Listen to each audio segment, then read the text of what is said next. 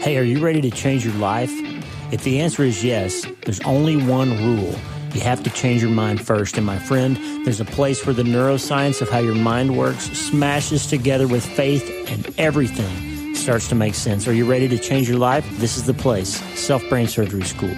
I'm Dr. Lee Warren, and this is where we go deep into how we're wired, take control of our thinking, and find real hope. This is where we learn to become healthier, feel better, and be happier. This is where we leave the past behind and transform our minds. This is where we start today. Are you ready?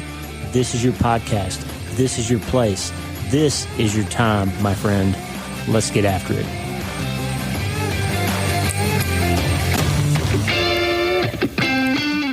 Hey, are you ready? I'm Dr. Lee Warren. We're going to get after it today. It is Mind Change Monday, and we're almost to the end of the year.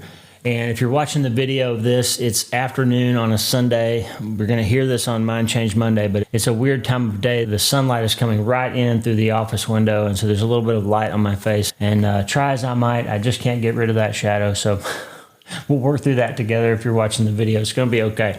So that's what you get when you live on the beautiful river. You get a lot of sunlight. You have to deal with that if you're trying to shoot a video. So today, as we're getting close to the end of the year, I'm going to give you a list of books and some things to think about from several books that I read this year. And because we're always talking about books on the podcast and in my newsletter, and because I'm always giving you links to books, then a lot of people write in and say, hey, you mentioned a book, I didn't get the name, it went by too fast. Or I remember a couple of episodes ago you talked about this book or that book. And so I get tons of email about that. But let me just remind you that in every episode, essentially every book I ever mention is in the notes on that episode. So wherever you're listening to the podcast, you can read the show notes. And if you haven't figured out how to do that, go to your podcast provider and there'll be some explanation about how you find the show notes on a given episode. Or you can always go to my website, wleewarrenmd.com, and look at the podcast, and you'll be taken to the page where the episode is, and you'll find the notes and links and transcripts and all kinds of good stuff. We work really hard to give you lots of resources, especially for the paid subscribers. Y'all are getting extra video content, archived content, extra newsletters, all kinds of stuff.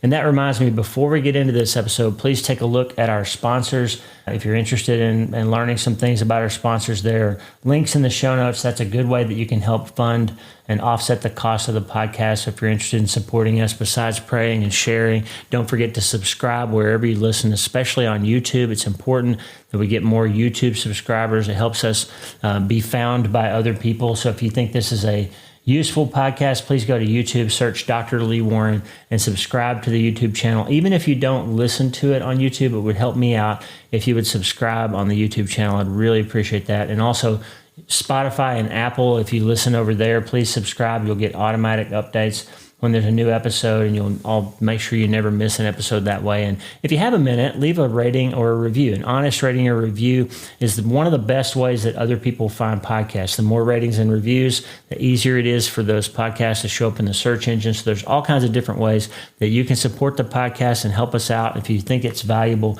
we would really appreciate your support.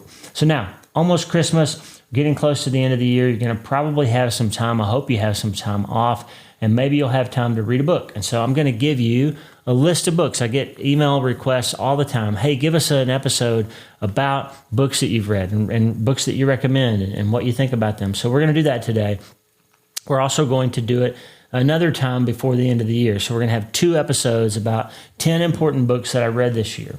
And I hesitate to ever say these are the 10 best books, or this is 1 through 10 of the books that you should read, or 10, 9, 8, 7, 6. I'm not going to list these as a ranking because, as you'll see, the books are so different from one another that there's really no way to say this book is better than that book or more important than that book, because they're all so different. There's some nerdy stuff, there's some business stuff, there's some spiritual stuff. Most of them have some sort of spiritual or neuroscience element to them, and I think they'll be helpful to you. And I would just hate for you to take away that I didn't read any other books that were as valuable as these 10 books, so I'm not going to rank them. But at the end of the second episode, I am going to give you one book in particular that I think everybody who's seeking to know more about who God is, who wants to know Jesus, who feels like they could use some more power or some more juice in their life, they wonder how to pray more effectively or how to just live this life in the midst of all of its hardships. That book, I think I would probably go ahead and say is the best book I read all year, and is up there and one of the better books I've ever read in my life. And we're going to give you that at the end of the second episode. So this is not a ranking, but we are going to cover 10 books, even some honorable mention books that I want to make sure you're aware of. But there's going to be one that I would say, and maybe Lisa would agree with me, that probably the best book I read this year overall in general for a wide audience of anybody that read this could find some value in it and be helped by it, help navigate life and trauma and tragedy and massive things and all that. So if you're going to read one book on this list besides Hope is the First Dose, which I hope, shameless plug for my book, I hope that you've read. And if you haven't, I really think it will help you. I wrote it because I think it will help you. It's a prescription for what to do when there's trauma and tragedy and massive things. And so please, I would implore you to read Hope is the First Dose. I think it'll help you. I wouldn't have bothered to write it if I didn't think it would help you. So check it out. And without further ado, we're going to get into these 10 books. And I'm going to give them to you again, not in order, not in a ranking, not because I didn't read other books that were equally valuable, but because there's 10 books that I really want you to know about. And if you haven't read them, I want you to be aware of them and learn something from them. And I think it'll be valuable and important. So let's just jump right into it, okay? We're going to go to a slide now. I'm going to give you a cover image of the book and then some just 5 quotes from each of these 10 books. So today we're going to cover 5, and the next episode we'll cover 5. So 5 lines that were really especially powerful to me out of the 5 books, and just something you can think about if you're considering purchasing a book or going to the library and checking it out. You can buy these books anywhere books are sold. You can support your local booksellers. You can go to the library. You can buy them from Amazon. You can buy them from the links in the show notes. We'll get a little affiliate commission if you buy them through us. So I love audiobooks, almost all of these. I think all of these have audiobooks as well. Some of them, the audiobooks come with special materials and bonus chapters that are not available in the print book. So just check them out. So here we go. The 10 important books that I want you to know about that I read in 2023. Part 1, 1 through 5, again, 10 through 6, whatever you want to say. They're not ranked, but here we go. The first book. This is Lee Strobel's new book called Is God Real? Exploring the ultimate question of life. If you never read Lee Strobel, he's most famous for his book, The Case for Christ. He was an investigative journalist who was an atheist, and basically his wife became a Christian, and he was like, I want to know what that's all about. But instead of just accepting it blindly, he took his investigative legal skills, he's also an attorney, and he dove into the question and he researched it just like he would any other study. And over the course of that investigation, he basically convinced himself that Christianity was the only real and true worldview that you could build your life around. So pretty amazing. But his new book, he's written a whole bunch of other books. They're all fantastic. His new book, and Lee's going to be on the show soon. We actually had him scheduled once, and he had a computer crash, and he rescheduled, and then he got COVID. And so it's just been a strange kind of difficulty getting him on the show. But he's rescheduled. He's coming back early next year. And I think there's always some value in those delays. There's always something that comes out of that conversation that makes it more valuable. So I'm excited to bring you Lee Strobel. And I'm even more excited almost that his publicist reached out to me. Like, this is one of those times as a podcaster when I was like, yeah, big authors are starting to show up on my show. So that's pretty cool. Lee Strobel's new book, Is God Real? Exploring the Ultimate Question of Life, is a powerful, I think it's his magnum opus. Frankly, I think it's the best thing he's ever written. And it's one of the most important books I've ever read. And what he does is he takes that journalist approach again, and he goes and interviews all kinds of people who are experts in different areas, science, physics, math, philosophy, theology, all kinds of things, and looks at experts in the field and asks them deep questions about the question, is God real? And what's the reasons that a thinking person would either think that God is or is not real? And there's some great quotes that come out of this. God did create a world where people were free, and yet there was no sin. Indeed, that potentiality for sin was actualized not by God, but by people. The blame ultimately lies with us. He did his part perfectly.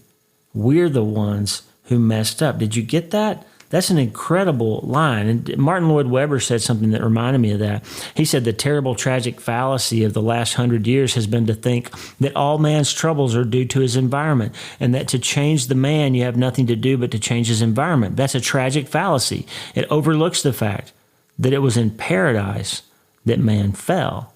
You get that? Don't forget that God created a perfect environment for us to live forever and enjoy him and enjoy each other and enjoy his creation.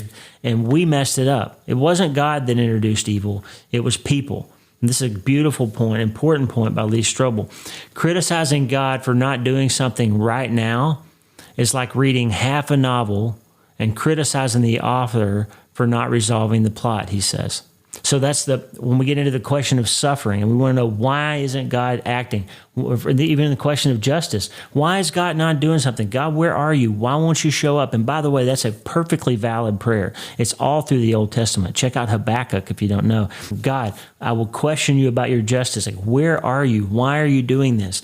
And criticizing God, Lee Strobel says, for not doing something right now, it's like picking up a novel and reading half of it and then calling the author up and yelling at him for not having the book wrap up by the 50% mark. That'd be silly, right? Because the story has to play out before you get it resolved. And that's what God's in the middle of right now. He's in the middle of a long story, and we're just part of it.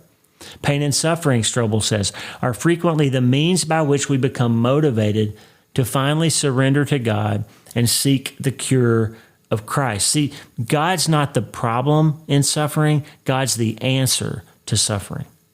And pain and suffering sometimes drive us to the point where we say, I need you, Lord. I need you. God is using pain and suffering to improve us and better us. And if you don't understand that, the whole book, the whole Bible says it in many different places. Perseverance comes from suffering and produces character and hope. Consider it joy when you suffer trials of various kinds. We know that all things work together for the good of those who love the Lord and those who are called according to his purpose. Listen, pain and suffering are frequently the means by which we become motivated to finally surrender to God and seek the cure of Christ. And listen to this one. He's talking now about atheism versus a Christian worldview. What's particularly damning for atheism, in my view, is that it's insufficiently supported by the evidence of science, philosophy, and history. We're going to come back to this again with a couple of other books. The fact is, although you hear scientists and neuroscientists and atheists and authors all the time, and media people state the fact that there is no God as if it were a fact, and that religion is silly, it's the opium of the masses and all that. Although you hear people proclaim that, it is not supported by science. And in fact, as Michael Gillen has said on this show and other people have said on this show, and you've heard me say hundreds of times, dozens of times, as we learn more about the universe, as we learn more about the body, as we learn more about physics, as we learn more about chemistry, as we learn more about biology, we are learning more and more that it cannot be easily explained away without a designer and an outside influence. So Lee Strobel says this: after spending 2 years investigating faith issues, I came to realize that to continue in my spiritual skepticism, these are the things I would need to believe. So if you're going to be an atheist and you're going to be honest about it, here's what you have to believe. Nothing produces everything. Randomness produces fine-tuning, the fine-tuning of the universe he's talking about. We'll come back to that later again too.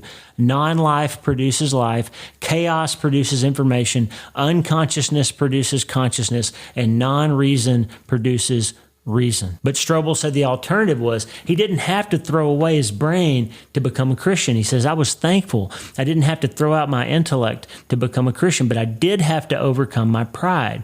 I did have to drive a stake through the egoism and arrogance that threatened to hold me back. I did have to push past the self-interest and self-adulation that were keeping my heart shut tight from God.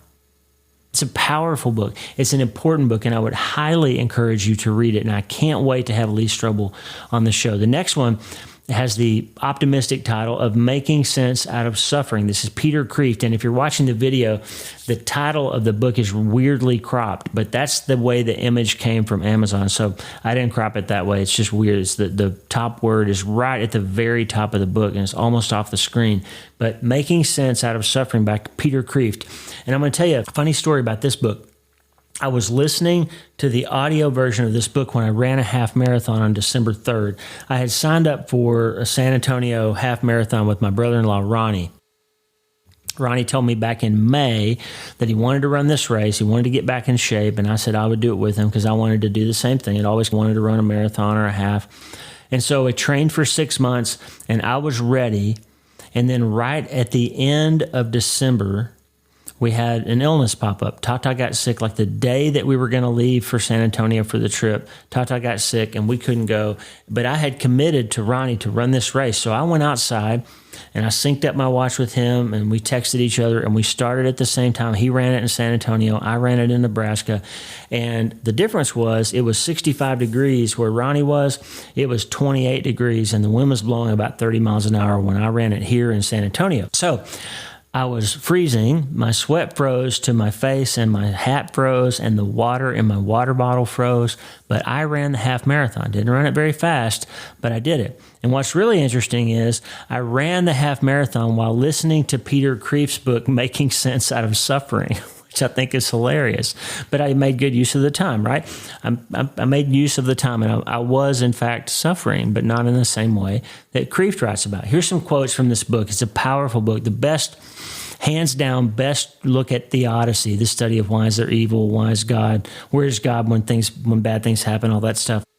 No doubt the best overall look at suffering that I've ever read. It's incredibly helpful. It's incredibly insightful. It's incredibly tender and careful to steward these big questions well. It was written way back in the 80s. Peter Kreeft is older now. I'm going to try to see if I can find a way to get him on the podcast if he's still doing interviews. And I think he is because he was actually interviewed in Lee Strobel's new book. Just throwing it out there that I hope to have him on the show someday. But here's something he said. And the universality of it, there's the rub. Your neighbor, your best friend, your doctor, your auto mechanic all have deep and hidden hurts that you don't know about. Just as you have some that they don't know about. Everybody out there is hurting. The greatest and most famous of all freedom versus happiness stories is not technically science fiction, but fantasy. It's the story within a story in Dostoevsky's Brothers Karamazov, titled The Grand Inquisitor. Jesus returns to earth again in the middle of the Spanish Inquisition. Kreeft tells this story beautifully in the audiobook. Torquemada, the Grand Inquisitor, confronts him and tells him he will burn him at the stake tomorrow. So he's going to tell Jesus he's going to burn him at the stake, and the people will love him for it, just as they wanted him crucified the first time he came. Jesus, who has the reputation for kindness, is really cruel, says the Inquisitor, because he expects of everyone what only the strong can endure: freedom of conscience, naked before God, freely choosing between good and evil. And Peter Kreeft says, this is the most important chapter in this book. It's the chapter about Jesus. The most important chapter in the book because it's the answer, the only adequate answer to our problem of man's suffering and God's silence. We are finally led not to the answer, but to the answerer. As in Job, God ends his silence and speaks his word. Christ is the word of God, the answer of God. That blew me away. Christ isn't the question. He's the answer. It's not where are you, God? It's God. That's the answer to suffering. It's him. Kreeft writes, all the words of the prophets, philosophers, and poets are echoes of his word. In him, all the clues converge, like many pointing fingers, all pointing from different directions and distances to the same one. The answer must be someone, not something. For the problem, suffering, is about someone. God, why does he? Why doesn't he? Rather than just something. So if the problem that you're going to ask is why is suffering there, God? Why do you allow this? If the problem is someone, the answer has to be someone too. That was a new thought for me, and I love it. And he says this is the most important chapter. The most important chapter in the book, for it's the answer, the only adequate answer to our problem of man's suffering and God's silence. We are finally led not to the answer, but to the answerer. I'm reading this again. As in Job, God ends his silence and breaks his word. Christ is the word of God, the answer of God. The hurt child needs not so much explanations as reassurances. When your kid comes and they're hurt, you don't explain why it hurts. You just love on them. And Peter Kreeft says, and this is what we get: the reassurance of the Father in the person of Jesus. He who has seen me has seen the Father, John 14:9. The answer is not just a word, but the word. Not an idea, but a person. You want to know what the answer to your suffering is, friend? It's Jesus. It's not some big philosophical question about why is there good and evil. It's Jesus. Jesus is the answer. Tommy Walker has a song, Jesus, you're the answer to all I'm searching for. You're my hope, you're my strength, you're my peace in the stormy sea. You're my light, my very source, my guiding light. wherever I may go. You're the answer. Jesus is not the question. It's not, where are you, Jesus? Jesus is the answer. That is a mind shift that will change your mind and change your life. In fact, I'm going to look in the camera. I want you to see me say this. Jesus is not the question to suffering. He's the answer, friend. He's the answer. Peter Kreeft's book, if you want a deep, heavy, it's not hard to read. It's actually entertaining at different places, but it deals very carefully and very thoroughly with this powerful and eternal question of where is God when it hurts. It's powerful. The next book also completely blew me away. And Pete Greig is going to be on the podcast as well. We had him scheduled. I had him on the schedule for a year, and I had a patient conflict last Friday, and Pete, I had to cancel on him. And I hope it doesn't take another year to get him back on the show. This book is the third of 3 books of Pete Greig's that I've read. Easily could have put those other 2 on this list, except I read one of them last year, and the other one I read earlier this year, and I'm going to mention it later. But Pete Greig's books, the first one was God on Mute. It's what happens when God seems silent, when he doesn't talk, when you can't hear him. Powerful question, important question that all of us have asked, and many are asking right now, I'm sure. The second one was How to Hear God, a simple guide for normal people. And it was, I don't want to be hyperbolic here, but the best book I've ever read about how to hear God, and we're going to talk about it with him when he comes on the show. I've read Dallas Willard, Hearing God. I've read Greg Pruitt, Extraordinary Hearing, great book. I've read many books on this concept of how we hear God. Mark Batterson wrote a good one. The best one is Pete Greig. Hands down, it's the best book on how to hear God. But I would also say that hands down, the best book I've ever read on prayer, and I've said many times, I told you before, that the best book I've ever read on prayer, I've got on a shelf, and it's Richard Foster, and next to him is Philip Yancey, and next to him is Addison Bevere, and next to him is Derwin Gray, and I've got a whole shelf full of incredible books on prayer. Timothy Keller's up there. But when I read Pete Greig's book, it's the best one. It's the best book I've ever read on prayer. A simple guide for normal people. And here's some quotes. Research has discovered, he talks about neuroscience, research has discovered that exercise can be more effective than sitting still as a way of calming the brain. But as your blood pressure increases in the first 20 minutes of exercise, a protein called brain-derived neurotrophic factor, BDNF, is released to repair your memory neurons. This is solid science, by the way.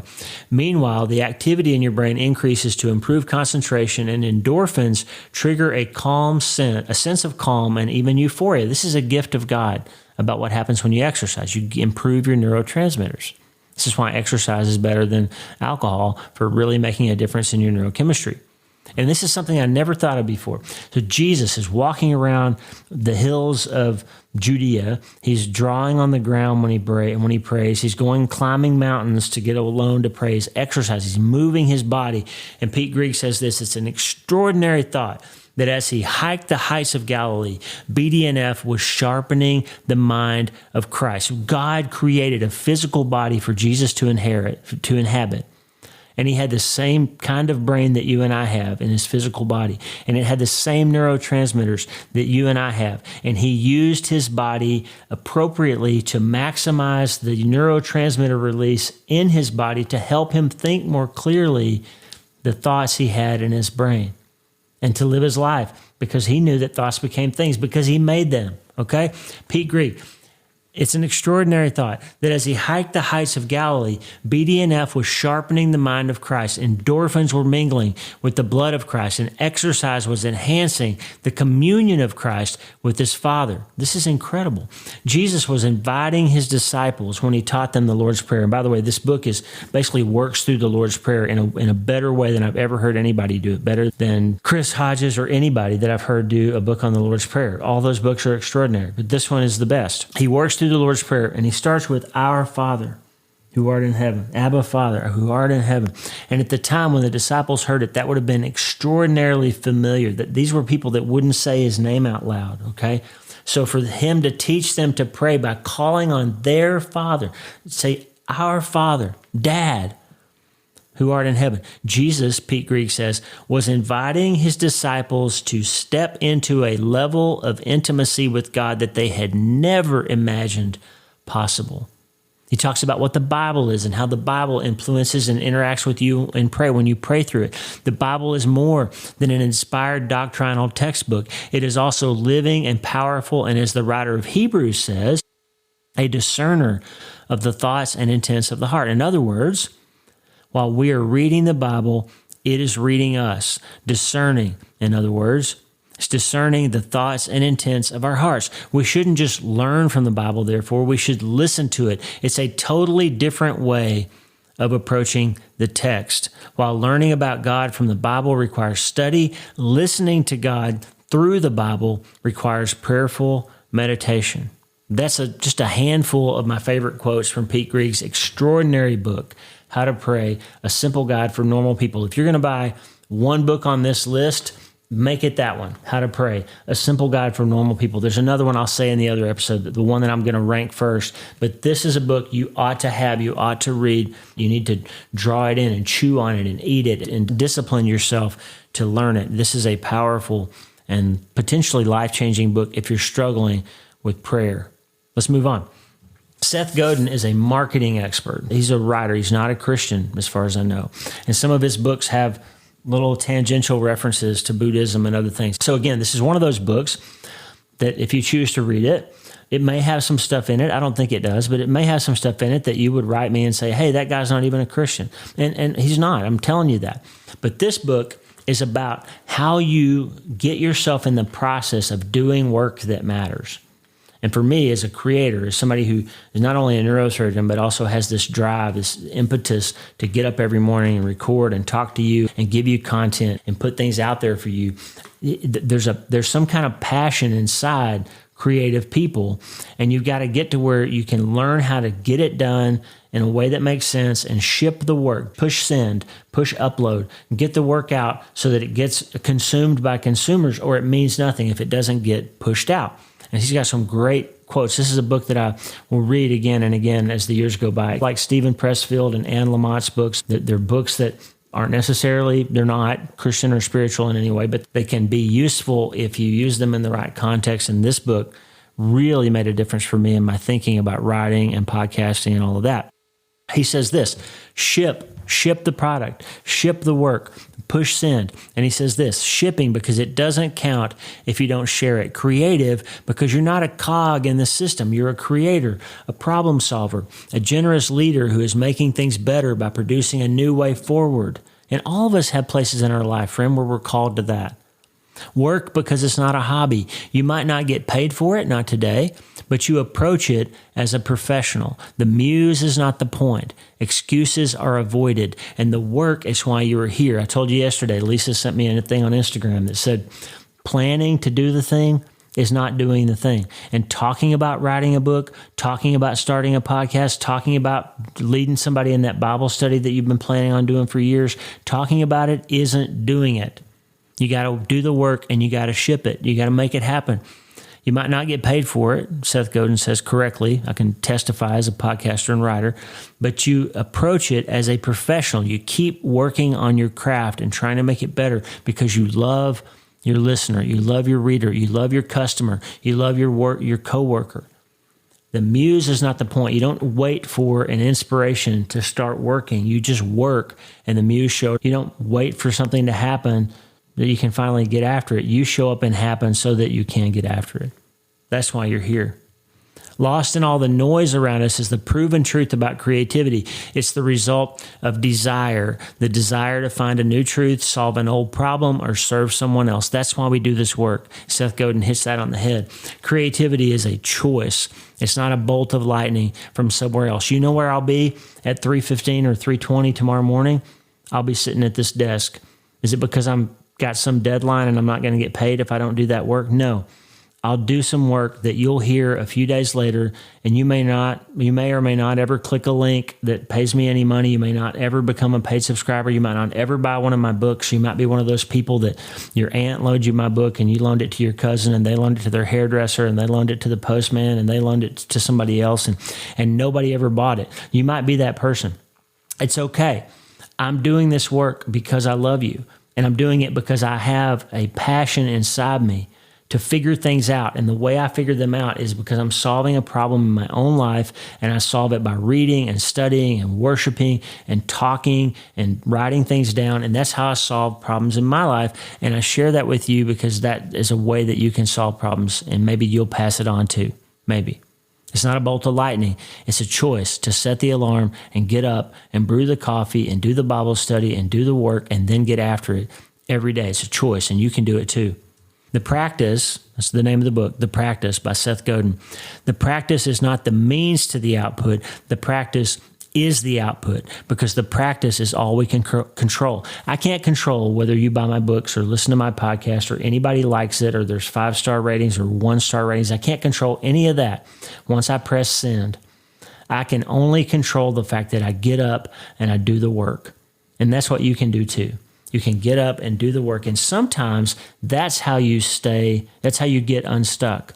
Sometimes when you feel stuck and you feel depressed and you feel anxious, the solution is to get up and do the work, to get up and do the thing and get after it. And that'll get you moving and get you unstuck and get you out of a rut.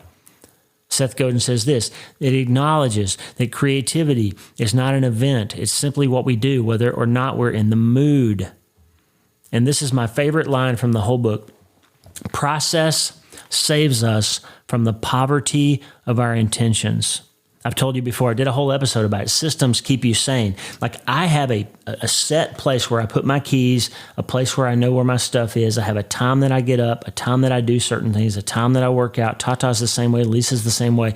If I don't have a process, I will go nuts. I'll never get anything done. I'll talk about all kinds of things. I'll never get them done. I have a process, and process saves us from the poverty of our intentions. Your intentions are lofty, but they're weak. And if you don't set discipline and process in place, you'll never get the things done that you want to do. And you'll find yourself frustrated. It's a great book.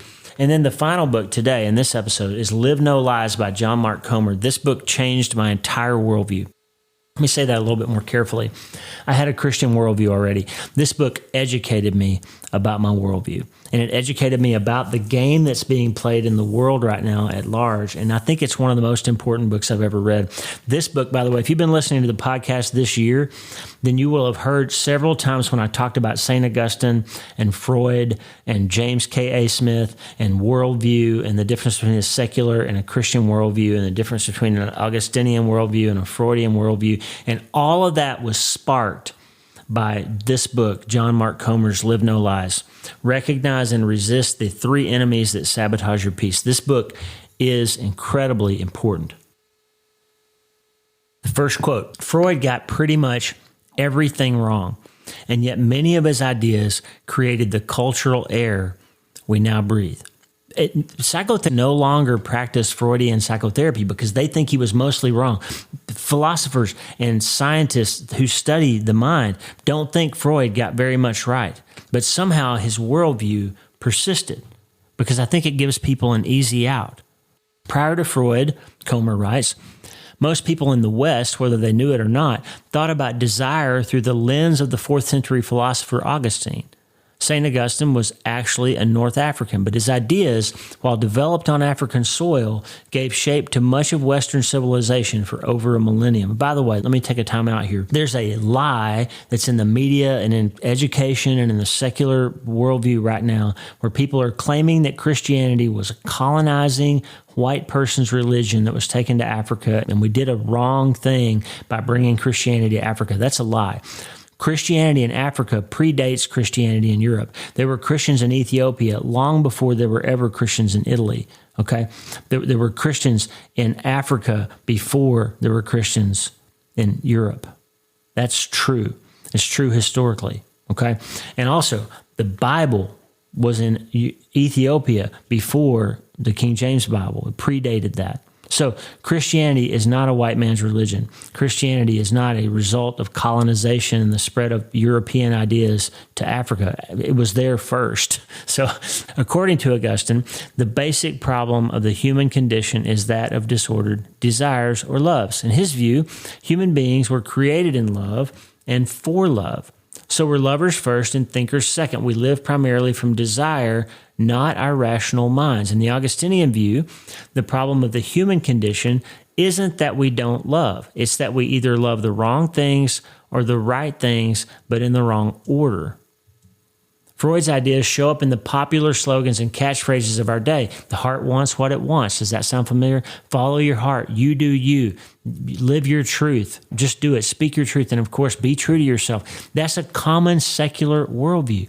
Everybody says, just do what makes you feel good, and that'll make you happy. But that's from Freud. Okay? It's not from some ancient wise philosopher. It's from Sigmund Freud, who, by the way, has been largely discredited.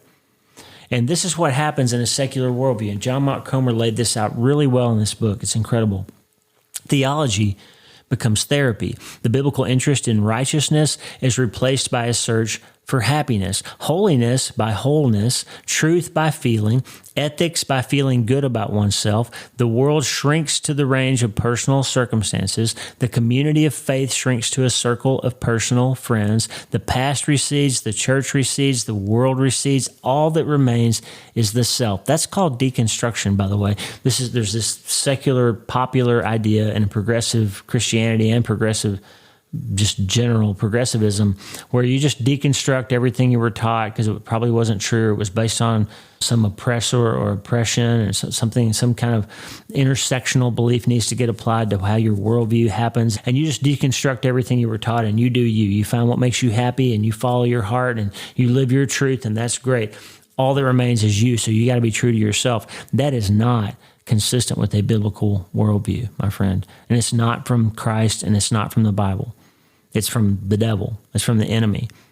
Jesus says I am the way, and I am the truth, and I am the light. He doesn't say I am my truth and you're your truth. He says I am the truth. There is truth. There is something that is true. And that, my friend, is what the whole world is searching for. We talked about that with C.S. Lewis, that quote about if you're searching for comfort or happiness, you're going to find yourself disappointed and in despair because the target keeps moving. But if you search for truth, you'll end up finding comfort too. John Mark Comer's book, Live No Lies, laid this all out better than I've ever seen it laid out. I'm so moved by this book. I'm going to read it again in 2024, and I'm working on getting him on my podcast. He's got another book coming out, I think, in January, and we turn out to have the same publisher. I'm working on getting him, and if we get to have him, we're going to talk a little bit about Live No Lies and a lot about his new book. But John Mark Comer's book, Live No Lies, I highly recommend. It's one of those books that I think will make a difference for you in your life, and those, my friend, are the 5 books that I wanted to give you today. We got 5 more, plus some honorable mentions, including the one that I think is a must-read and probably the best book I've read this year, and maybe one of the top books I've ever read, and I think it'll be helpful. I hope this episode was helpful to you. We didn't talk a lot about self-brain surgery. We talked about a lot of good ideas from other writers and things that you can learn and reasons why you ought to read these books. So get yourself a library card, get them on Amazon, buy them through links on my website, go to your local bookseller, wherever, borrow them from your aunt's hairdresser, however you get books. It's great. Just read. Read more. Reading exposes you to big ideas. I talked about Peter Kreeft's book that was written way back when I was in high school. C.S. Lewis talked about how important it is to read old books. And he made a point to say it's not because they had more things figured out than we did. It's because they had some things wrong and we have some things wrong, and they had some things right and we have some things right. But every generation gets different things right and different things wrong. And that's why you should read some old books and not just a whole bunch of brand new ones, because you're going to find some things that are right and it's going to ring a little true to you. And you're going to say, wait, what we're talking about today doesn't make a lot of sense. That this sounded more true than this does. I need to compare it to the Word. So read some old books. I'll throw some in there for you in this list. Peter Kreeft's is by far the oldest book on the list that we talked about today. Listen, reading changes your brain. Reading is good for your brain. Reading helps you think better thoughts, and thoughts become things. And you can't change your life until you change your mind. One of the best ways to do that is to read books, my friend. I want you to read more. And before we do any of that stuff, I want you to remember, before you read one of these books, I want you to remember that every day should start with a few minutes in the Word of God, okay?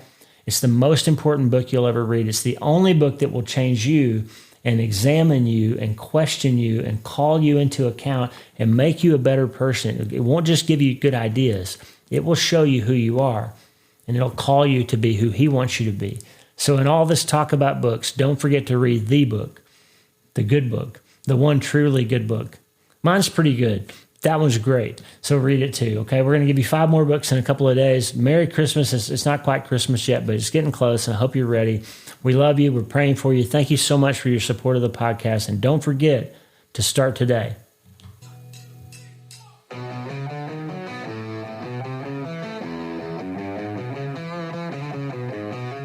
Hey, thanks for listening. The Dr. Lee Warren podcast is brought to you by my brand new book, Hope is the First Dose. It's a treatment plan for recovering from trauma, tragedy, and other massive things. It's available everywhere books are sold, and I narrated the audiobooks. Hey, the theme music for the show is Get Up by my friend Tommy Walker, available for free at TommyWalkerMinistries.org.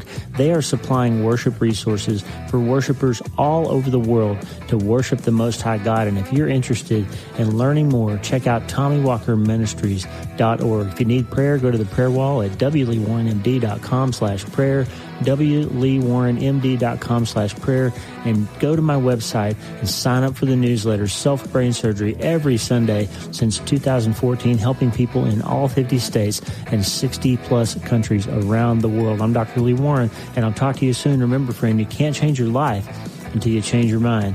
And the good news is you can start today.